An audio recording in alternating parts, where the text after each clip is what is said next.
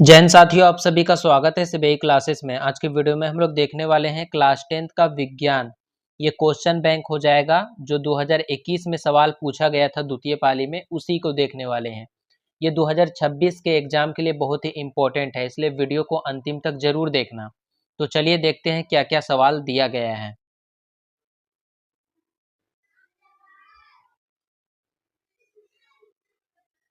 पहला सवाल दिया गया है, निम्न में कौन सा पदार्थ लेंस के लिए प्रयुक्त नहीं किया जा सकता है, यानी लेंस बनाने के लिए किसका उपयोग नहीं किया जा सकता है। तो यहाँ पे जल और कांच से लेंस बनाया जा सकता है, लेकिन पीतल से लेंस नहीं बनाया जा सकता, यानी ऑप्शन सी जो है वो सही हो जाएगा। अगला सवाल है, निम्नलिखित में कौन संख्या प्रकाश के अपवर्तन के नियम के लिए सही है। तो प्रकाश के अपवर्तन के लिए कौन सही है। तो प्रकाश का अपवर्तन का कितना नियम होता है, 2 नियम होता है, तो वही पूछ रहा है, यानी ऑप्शन ए सही हो जाएगा। अगला सवाल है, किसी वस्तु का प्रतिबिंब आंख के जिस भाग पर बनता है वह है। तो जिस भाग पर भी प्रतिबिंब बनता है वो रेटिना है, क्या हो जाएगा, रेटिना। अगला सवाल है, किसी माध्यम के अपवर्तनांक म्यू का मान होता है, यानी माध्यम के अपवर्तनांक का मान क्या होता है। ऑप्शन यहाँ पे दिया गया है, ऑप्शन है सैन आई बटा सैन आर बटा सैन आई, ऑप्शन बी है सैन आई बटा सैन आर, ऑप्शन सी है सैन आई गुने सैन आर, ऑप्शन डी है sin i plus sin r. तो जब आप किताब पढ़ोगे तो आपको पता चलेगा कि इसका जो सही आंसर हो जाएगा चौथा का सैन आई बटे सैन आर होता है, यानी ऑप्शन बी सही हो जाएगा। अगला सवाल है, एक गोलीय दर्पण की फोकस दूरी प्लस 20 सेंटीमीटर है, तो यह गोलीय दर्पण कैसा है। यानी जब प्लस में रहेगा तो इसका मतलब जो गोलीय दर्पण है उत्तल हो जाएगा, क्या हो जाएगा, उत्तल हो जाएगा। अगर प्लस में बताया जाएगा तो उत्तल होता है। अगला सवाल है, तालाब का जल कम गहरा दिखाई देने का कारण है। तो तालाब का जो पानी है वो कम गहरा, मतलब तालाब को क्यों, मतलब ऐसा प्रतीत होता है, तालाब का पानी देख के हमको लगता है कि तालाब जो है कम गहरा है। तो क्यों होता है, वो जो होता है अपवर्तन के कारण ऐसा हम लोगों को दिखता है। अगला सवाल है, अवतल दर्पण की फोकस दूरी होती है।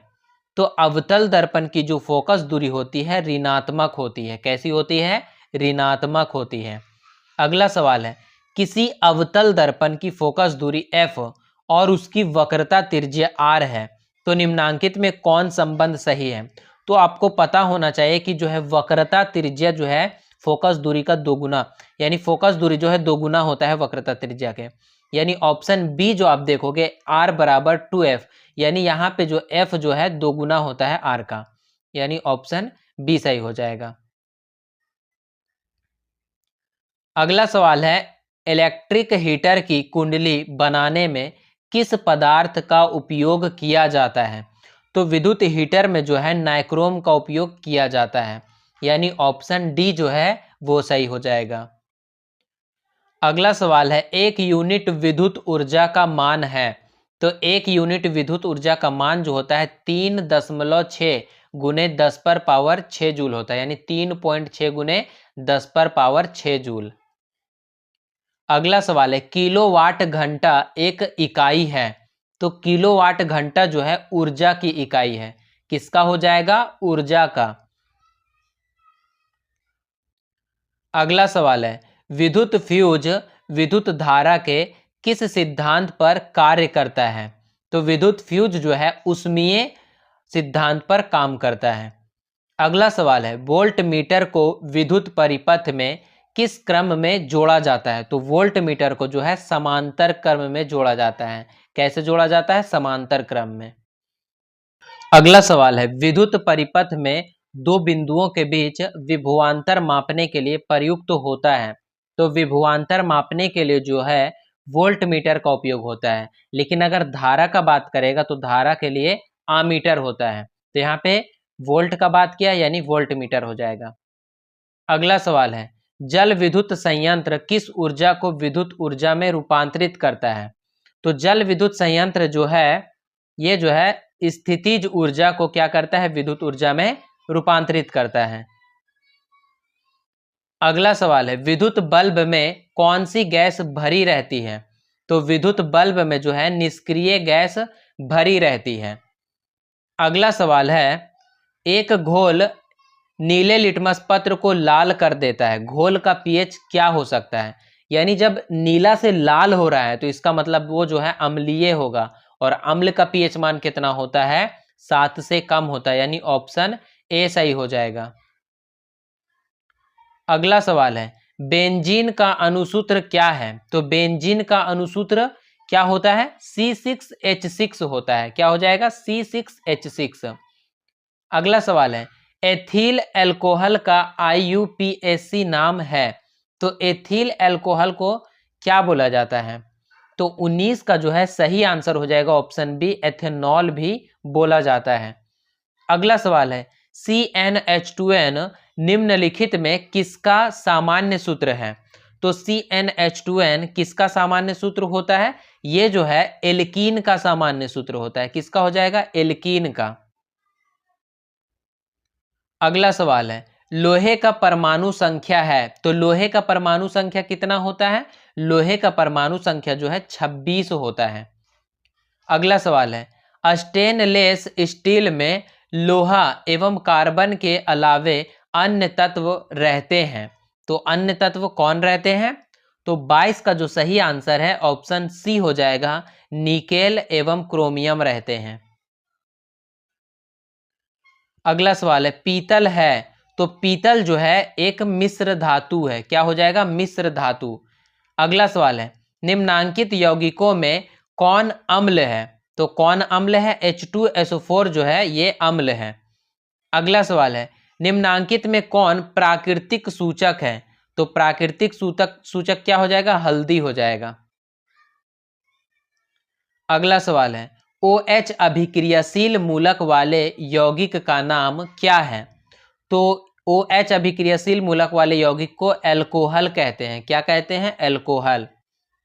अगला सवाल है, कैल्शियम कार्बाइड जल के साथ अभिक्रिया करके देता है, तो कैल्शियम कार्बाइड जो है जल के साथ अभिक्रिया करके एथाइन देता है।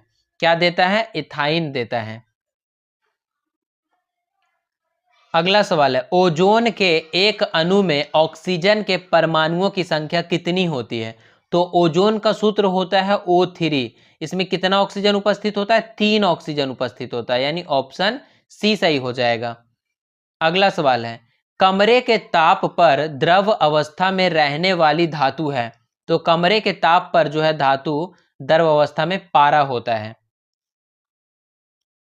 अगला सवाल है, सरलतम हाइड्रोकार्बन है, तो सरलतम हाइड्रोकार्बन मीथेन हो जाएगा। अगला सवाल है, निम्नांकित में कौन क्षारीय ऑक्साइड है? तो क्षारीय ऑक्साइड जो है इसमें धातु उपस्थित रहना चाहिए। तो यहाँ पे ऑप्शन में आप देखोगे कहीं पे भी धातु उपस्थित नहीं है, लेकिन इसमें जो है धातु उपस्थित है, यानी धातु का ऑक्साइड जो है क्षारीय होता है, तो इसका ऑक्साइड क्या हो जाएगा, क्षारीय, यानी ऑप्शन डी सही हो जाएगा। अगला सवाल है, बेकिंग पाउडर एक मिश्रण है, तो बेकिंग पाउडर किस किस चीज का मिश्रण है? तो ये जो है NaHCO3 एवं टार्टरिक अम्ल का जो है मिश्रण होता है, यानी ऑप्शन डी जो है ये करेक्ट हो जाएगा।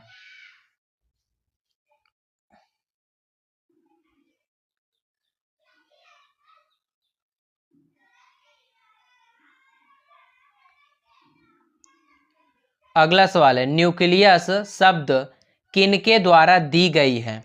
तो न्यूक्लियस शब्द किनके द्वारा दी गई थी? तो 33 का सही आंसर ऑप्शन ए हो जाएगा, रॉबर्ट ब्राउन के द्वारा दी गई थी। अगला सवाल है, पौधे में भोजन किस रूप में जमा होता है? तो पौधों में जो है भोजन स्टार्च के रूप में जमा होता है। अगला सवाल है, प्रसिद्ध पुस्तक द माइक्रोग्राफिया किनके द्वारा लिखी गई थी? तो द माइक्रोग्राफिया किनके द्वारा लिखी गई थी? ऑप्शन डी हो जाएगा, रॉबर्ट हुक के द्वारा लिखी गई थी। अगला सवाल है, पौधों और पहलुओं की कोशिकाओं का वैज्ञानिक, यहाँ पे पौधों और पशुओं होना चाहिए, तो पौधों और पशुओं की कोशिकाओं का वैज्ञानिक अध्ययन क्या कहलाता है? तो वैज्ञानिक अध्ययन क्या कहलाता है? कोशिका विज्ञान कहलाता है। क्या कहलाता है? कोशिका विज्ञान। अगला सवाल है, मानव हृदय घिरा होता है, मतलब मानव हृदय जो है किससे घिरा होता है? तो मानव हृदय जो है वो पेरिकार्डियम से घिरा होता है। अगला सवाल है, बीजांड की ओर पराग नलिका की वृद्धि का कारण होता है। तो क्या कारण होता है? 38 का सही आंसर ऑप्शन बी हो जाएगा, केमो केमो केमोट्रोपिज्म। केमोट्रोपिज्म के कारण जो है वृद्धि होता है बीजांड की ओर पराग नलिका। अगला सवाल है, मनुष्य के श्वेत रक्त कोशिकाओं की जीवन अवधि कितनी होती है?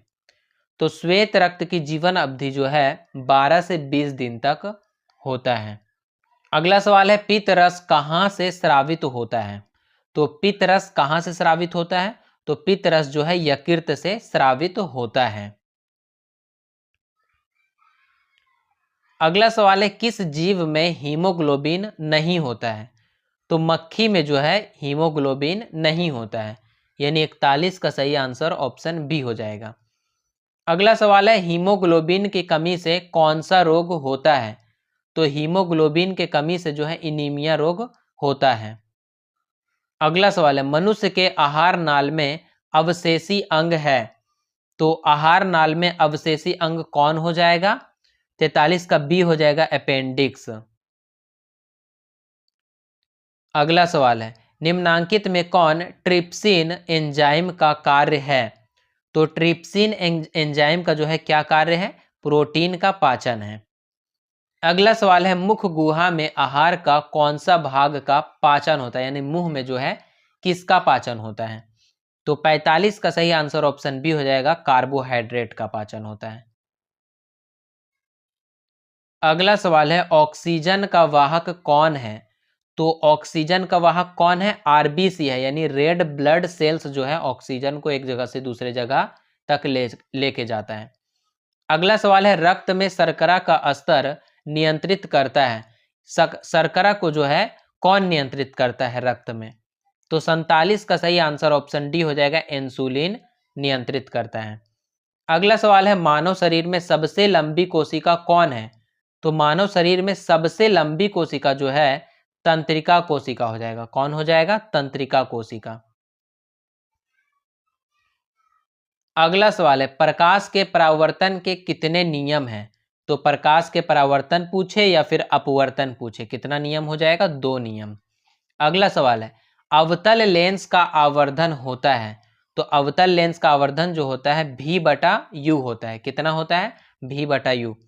अगला सवाल है, दर्पण का सूत्र है। तो दर्पण का सूत्र जो है 1/V + 1/U = 1/F होता है। अगला सवाल है, टिंडल प्रभाव प्रदर्शित करता है। तो टिंडल प्रभाव जो है प्रदर्शित क्या करता है? टिंडल प्रभाव जो है ऑप्शन डी सही हो जाएगा, प्रकाश का प्रकीर्णन प्रदर्शित करता है। अगला सवाल है, कौन सा लेंस अभिसारी लेंस भी कहलाता है? तो अभिसारी लेंस उत्तल लेंस कहलाता है, क्योंकि ये प्रकाश के किरण को एक जगह अभिकेंद्रित कर देता है। अगला सवाल है, उत्तल दर्पण में प्रतिबिंब बनता है। तो उत्तल दर्पण में जो है प्रतिबिंब कैसा बनता है? आभासी बनता है, यानी 54 का सही आंसर ऑप्शन बी हो जाएगा। अगला सवाल है, प्रकाशिक माध्यम कितने प्रकार के होते हैं? तो प्रकाशिक माध्यम कितने प्रकार के होते हैं? 3 प्रकार के होते हैं। 55 का सही आंसर क्या हो जाएगा? ऑप्शन सी सही हो जाएगा। अगला सवाल है, डायनेमो परिवर्तित करता है। तो डायनेमो क्या किससे किसको परिवर्तित करता है? तो यांत्रिक ऊर्जा को जो है विद्युत ऊर्जा में परिवर्तित करता है, यानी ऑप्शन बी सही हो जाएगा। अगला सवाल है, इलेक्ट्रॉन पर आवेश होता है। तो इलेक्ट्रॉन पर जो है -1.6 × 10⁻⁻19 कूलम का आवेश होता है। अगला सवाल है, खिलौनों में किस सेल का उपयोग होता है? तो खिलौनों में किस सेल का उपयोग होता है? सूखा सेल का उपयोग होता है। अगला सवाल है, कार्य करने की क्षमता को कहते हैं, तो कार्य करने की क्षमता को क्या कहते हैं? ऊर्जा कहते हैं। अगला सवाल है, निम्नांकित में कौन विस्थापन अभिक्रिया का एक उदाहरण है? तो विस्थापन अभिक्रिया का एक उदाहरण जो है ऑप्शन सी हो जाएगा, Fe प्लस CuSO4 और FeSO4 और Cu, यानी ऑप्शन सी सही हो जाएगा। अगला सवाल है, सिल्वर क्लोराइड का रंग होता है, तो सिल्वर क्लोराइड का रंग कैसा होता है? श्वेत होता है। अगला सवाल है, निम्नांकित में लवण कौन है? तो 62 का सही आंसर जो है ऑप्शन बी हो जाएगा, NaCl जो है लवण है। अगला सवाल है, तूतिया यानी नीला थोता का अनुसूत्र है, तो नीला थोता का सूत्र क्या होता है? CuSO4 इंटू 5H2O होता है। अगला सवाल है, गंधक की परमाणु संख्या है, तो गंधक बोले या फिर सल्फर बोले, कितना हो जाएगा? 16 परमाणु संख्या होता है। अगला सवाल है, आधातु के ऑक्साइड होते हैं, तो आधातु के ऑक्साइड जो है अम्लीय होते हैं। अगला सवाल है, कार्बन है, तो कार्बन क्या है? कार्बन एक आधातु है। अगला सवाल है, निम्न में से कौन सा असंतृप्त हाइड्रोकार्बन है? तो असंतृप्त हाइड्रोकार्बन यानी जिसमें डबल बॉन्ड या फिर ट्रिपल बॉन्ड होता है, तो CH4 यानी इसमें सिंगल बॉन्ड होगा, और C2H6 इसमें भी सिंगल बॉन्ड होगा, और ये जो है ये डबल बॉन्ड है क्योंकि ये एल्कीन समूह का है, तो एल्कीन में डबल बॉन्ड बनता है, यानी ये जो है असंतृप्त हो जाएगा, ऑप्शन सी। अगला सवाल है, एरोमेटिक हाइड्रोकार्बन है, तो एरोमेटिक हाइड्रोकार्बन कौन हो जाएगा? C6H6 हो जाएगा, यानी इसका संरचना जो है एरोमेटिक होता है, गोल का तरह होता है, गोल। अगला सवाल है, निम्नांकित में कौन अक्रिय गैस है? तो अक्रिय गैस कौन है? हीलियम है अक्रिय गैस। अगला सवाल है, निम्नांकित में कौन उपधातु है? कौन उपधातु है? तो इनमें से कौन उपधातु हो जाएगा? Sb हो जाएगा। कौन हो जाएगा? Sb। 70 का सही आंसर ऑप्शन सी हो जाएगा। अगला सवाल है, पौधों में श्वसन होता है, तो पौधों में श्वसन कहाँ से होता है? पत्तियों में होता है, पत्तियों द्वारा श्वसन होता है पौधों में। अगला सवाल है, निम्न में स्वपोषी कौन है? तो स्वपोषी कौन है? हरे पौधे जो है स्वपोषी है। अगला सवाल हो जाएगा, कौन सी बीमारी श्वसन तंत्र से संबंधित है? तो श्वसन तंत्र से निमोनिया संबंधित है, यानी ऑप्शन बी जो है वो सही हो जाएगा।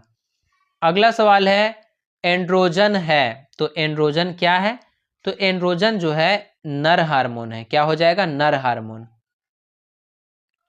अगला सवाल है, रुधिर चाप नियंत्रित होता है, तो रुधिर चाप जो है किसके द्वारा नियंत्रित होता है? 75 का सही आंसर ऑप्शन सी हो जाएगा, एड्रीनल द्वारा नियंत्रित होता है। अगला सवाल है, एक लिंगी पादप का उदाहरण है, तो एक लिंगी पादप जो है पपीता हो जाता है। अगला सवाल है, निम्न में से कौन मादा जनन तंत्र का भाग नहीं है? तो मादा जनन तंत्र का भाग जो है शुक्रवाहिका नहीं है।